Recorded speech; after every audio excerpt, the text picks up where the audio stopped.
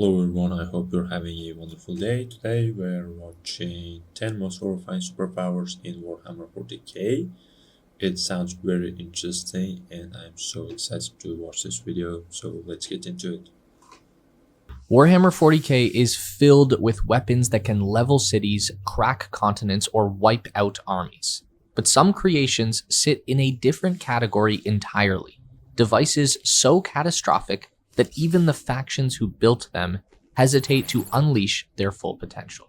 An orc attack moon is both ridiculous and terrifying, which makes it a very good thing that no one's seen anymore since the War of the Beast in M32, when a massively powerful orc or boss known only as the Beast used several of these to attack the Imperium until he was stopped by a force led by the Primarch Vulcan. An attack moon is exactly as it sounds, a hollowed out planetoid loaded to the absolute gills with massive and dangerous guns, gadgets, and millions of orc boys just starving for a good fight. Like any good orc invention, these things show up and cause as much havoc as possible. Shooting, exploding, and tractor beaming anything that comes within range, all while sitting safely behind its void shields. Oh yeah, it has void shields because attack moons can travel faster than light. Scary. They move through a dimension the orcs call subspace, which honestly could mean they go through the warp like everyone else, or that they somehow discovered or created a whole new dimension which they use specifically to shunt these massive rocks anywhere in the galaxy. Both are equally possible, but it does seem like the latter because the moons were also beacons that held open the subspace tunnels that orcs called Wa gates. Because, of course they did. And that brings us to the most horrifying thing about these moons, how they are made. So, some genius orc started playing with gravity one day and noticed that if you put a strong enough gravity well in orbit around a moon or planet, then a bunch of rocks will be attracted to it and form a new moon around that gravity well. And so, the orcs constructed a pair of devices that would be able to do this. One device goes on the surface of the rock you want to harvest, the other in orbit, and they are activated and the planet or moon is ripped apart by immense gravitational forces and the shell of an attack moon is born. Rumor has it that the moons themselves were just experiments intended to test this gravitational technology so that the Beast could create a much larger attack planet, but thankfully he was killed long before they were capable of doing that. It's sort of funny that one of the most devastating super weapons in the Tyranid Hive fleet isn't actually a weapon at all, it's a mode of It's so crazy that orcs, while being so dumb, they're able to build things like that, and it's impossible to believe that these things are made by the orcs. Maybe this moon was made when the orcs were way smarter in the past, but who knows? Let's see the second one. transportation. Meet the Narval, a small unarmored and unarmed Tyranid bioship. Its main feature is a series of monofilament spines that allow it to detect gravimetric signals at an extreme distance, signals that indicate the presence of a planetary system, for instance. Each and every solar system puts out these signals in waves by just existing, and the Narval uses them to move the whole Hive fleet by creating a lane of compressed space to travel on, sort of like a galactic scale slip and slide. Tyranids don't travel through the warp, so even though this method is a little slower, it's much safer. For the Hive fleet, that is. For the targeted system, it is devastating. The creation of this corridor involves pulling on the system's gravity well pretty severely, causing massive earthquakes, tidal waves, solar flares, and other natural disasters until the fleet gets too close and has to travel at sublight speeds the rest of the way. The devastated system then has only maybe a decade or so to recover while the Hive fleet approaches, but the scale of the devastation is so high that they often don't fully pull themselves back together before the Devourer arrives in force. Like the trebuchets once wielded by humanity during their early history, the Necron gravitic trebuchet flings rocks at its enemies, except the rocks are asteroids and moons, and they travel faster than light. Built to look like a colossal spider, this weapon is a specialty Canoptech construct, the same sort of robotic device as tomb spiders or wraiths, but obviously on a much larger scale. Using the Necron's advanced technology, the installation creates a temporary bubble of reality where the laws of physics are different from normal. Each of its 8 legs are projector spires made of black stone that are almost 6 leagues or 29 kilometers long.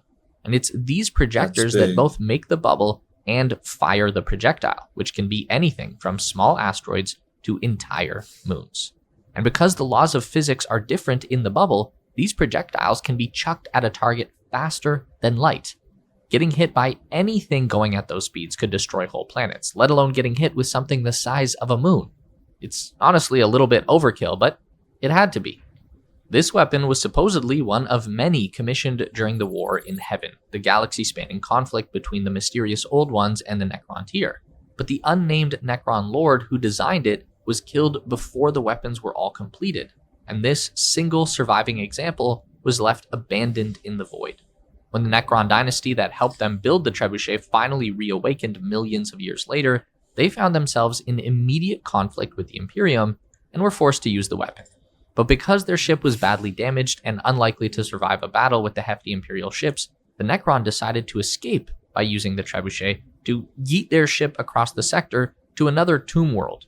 Meanwhile, it seems that the remaining Necron forces and the Imperial Navy ended up destroying enough of each other to make a full retreat, and the status of the gravitic trebuchet is currently unknown. In the grim darkness of the far future, there is only war, and now you can So, does that thing fly, like, in the galaxy, or it looks like something that can move on land, but it seems like it is also a spaceship somehow? Or maybe I'm wrong, I don't know. command its greatest champions from the palm of your hand with Warhammer 40,000 Tacticus. Tacticus delivers fast, tactical battles where every move matters, and what I love most is how quickly each encounter turns into its own little saga. You're dropping champions into the fray, unleashing powerful abilities, and watching the whole clash resolve like a miniature campaign, equal parts strategy and spectacle. And there has never been a moment quite like this one, because this season marks a massive first for Tacticus. Marnia's Calgar arrives as the headliner of the first ever legendary battle pass, bringing the full might of the Ultramarines with him. His gauntlets of Ultramar slam through enemy lines with brutal force, and his rites of battle radiate battlefield shifting power across your entire squad. But he's not arriving alone. New additions like Hastiel Thorn of the Silken Blade and Commander Farsight add fresh brutality, precision, and tactical depth to your roster. If you want to marshal your own forces across dozens of factions and carve out your legend, download Warhammer 40,000 Tacticus using the link or QR code on screen. And to give you a head start, use my follower gift code for 50 Blackstone and 20 energy. Check the pinned comment for everything you need to begin your campaign. The Imperium rules a million worlds, but it destroys more than most people know. When a planet is declared beyond saving, whether it's overrun by the corrupting power of chaos, about to be devoured by... Yeah, I think I know this one. It is destroying a whole planet, right? I think it was by some kind of powerful lasers or something like that. And I also heard that the Imperium doesn't use it that often. They only use it as the last resort. By Tyranids, or some other calamity that makes the planet itself too dangerous to save, the Imperium turns to its final sanction, Exterminatus. Before the order to fire is given, the world is locked down. Communications are severed, travel is banned, and the fleet takes position in a closer orbit. From there, Exterminatus is carried out in one of 3 approved methods: Provisio Primus, Provisio Secundus, or Provisio Ultras, depending on how much cleansing is required. Primus makes use of the infamous Life Eater virus to strip a planet bare. Once deployed, it consumes every trace of organic matter within minutes. Anything not buried in a sealed bunker is instantly reduced to slush. Not even bones survive. When the virus finally burns itself out, it leaves behind a layer of volatile gases in the atmosphere that the fleet ignites, triggering a planet-wide firestorm that boils oceans and scours the surface clean. Isstvan 3 remains the most widely known example where Horus used the Life Eater shells to murder the loyalists among his own forces. Secundus is probably the most straightforward. It's total planetary immolation. The surface is bombarded with munitions that cause a global firestorm that completely scours the planet clean. This includes nuclear saturation, plasma-based atmospheric incinerator torpedoes, and Mortalis missiles armed with phosphex, which is a weapon that's like if napalm was alive and hated you. It burns even in the vacuum and clings to anything unlucky enough to be hit by it. All of these methods render the surface uninhabitable for centuries. Ultras is the most extreme, for when Imperial authorities believe even the planet's existence is a threat. This method uses a lot of orbital bombardment with cyclonic torpedoes, which are designed with several different warheads to basically do what the Secundus weapons do, but much more permanently. There are things like radiation bombs, raw plasma, and finally, nucleonic fire, which converts any raw matter it touches into thermal energy, baking the planet and cooking off its atmosphere. But the real endgame of this exterminatus are the two-stage cyclonic torpedoes, which burrow deep into the crust before finally exploding, resulting in the planet literally shattering. In each case, only Inquisitors, Space Marine Chapter Masters, Lord High Admirals, or Lord Commanders of the Astra Militarum can order exterminatus, meaning that if your planet gets this treatment, then some of the most famous heroes of humanity have been personally annoyed enough to order it. Mounted on the prows of Imperial cruisers and battleships, the Nova Cannon. So far, this one was the most terrifying exterminatus, especially the first method that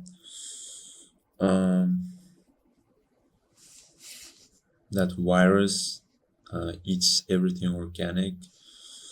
I would rather just get destroyed or get exploded instantly rather than be eaten by something.